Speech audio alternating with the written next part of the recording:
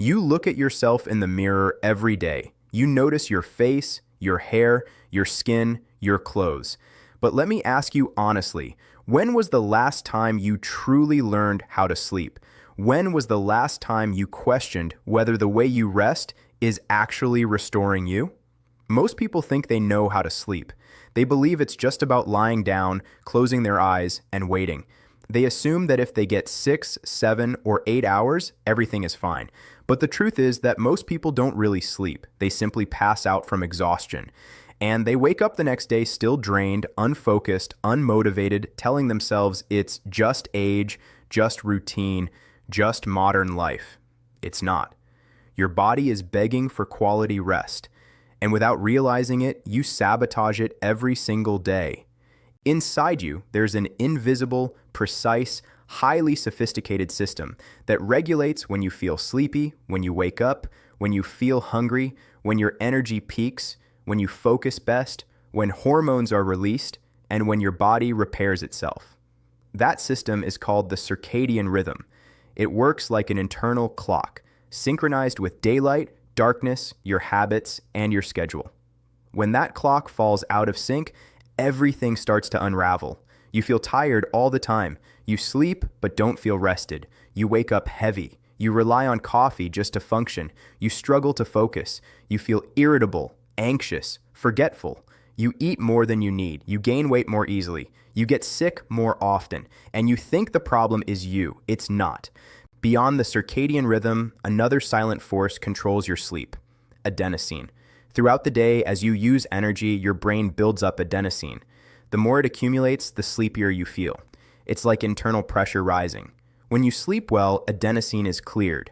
When you sleep poorly, it lingers. That's where the exhaustion cycle begins. You wake up tired, you drink coffee to compensate, you push through the day with stimulants, you sleep poorly at night.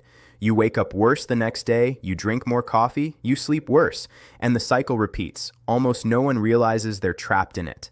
Think about your first cup of coffee. How often do you wake up and head straight to the coffee maker? Before drinking water, before stretching, before getting sunlight. You believe coffee wakes you up, but that's an illusion.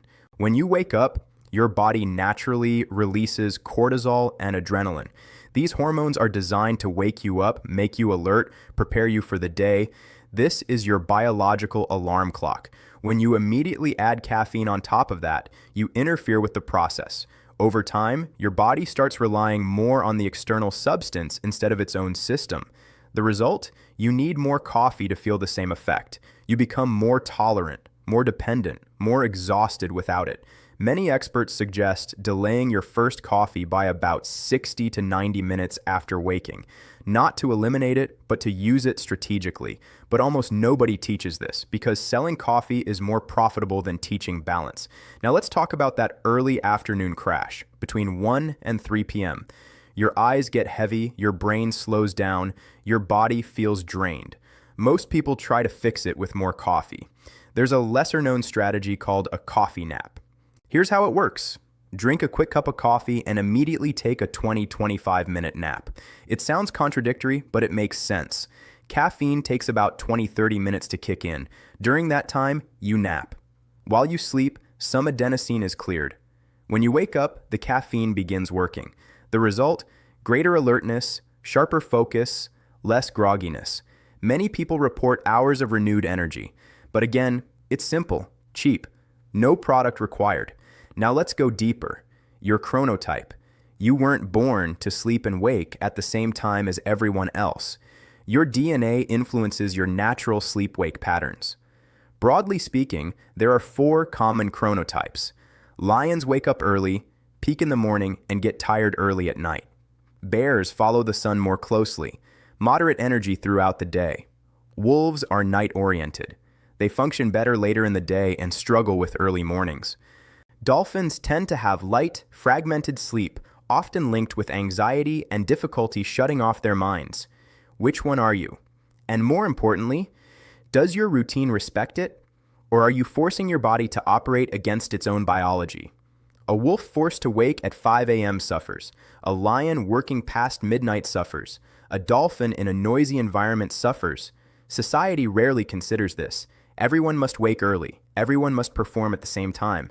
And those who don't adapt pay the price with their health. This mismatch between biology and routine creates chronic stress.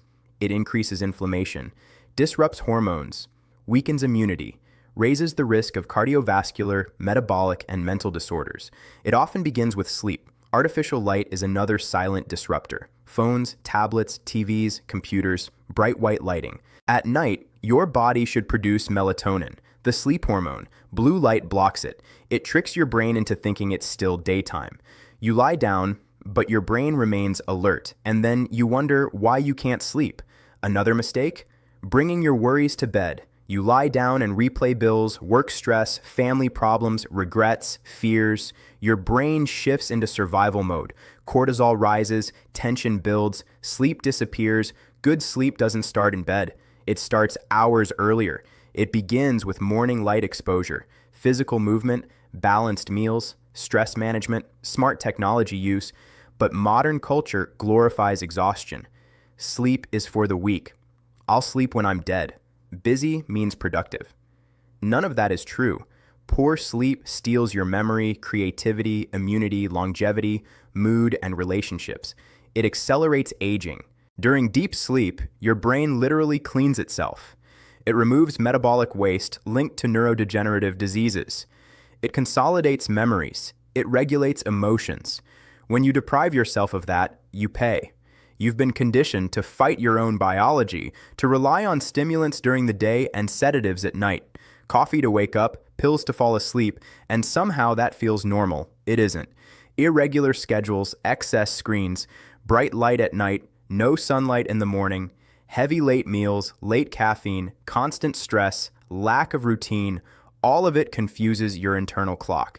And a confused clock creates a confused body, more inflammation, more insulin resistance, more anxiety, more depression, more fatigue, more illness. The sleep industry sells solutions. Expensive mattresses, apps, pills, supplements. Some help, some are marketing, but the foundation remains the same. Respect your biology. Understand your chronotype. Keep consistent sleep and wake times. Get sunlight in the morning. Dim lights at night. Create a wind-down ritual. Use caffeine intelligently. Protect your sleep environment. Sleep isn't laziness. It's maintenance. It's repair. It's neurological cleansing. It's emotional regulation. Ignoring it is like driving a car without ever changing the oil. It might run for a while, then it breaks. You don't have to be perfect. You need to be aware.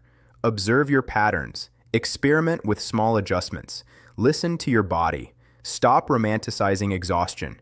Stop normalizing fatigue. Stop fighting your own physiology. Your body isn't your enemy. It's your most loyal ally. It asks for one thing in return: respect.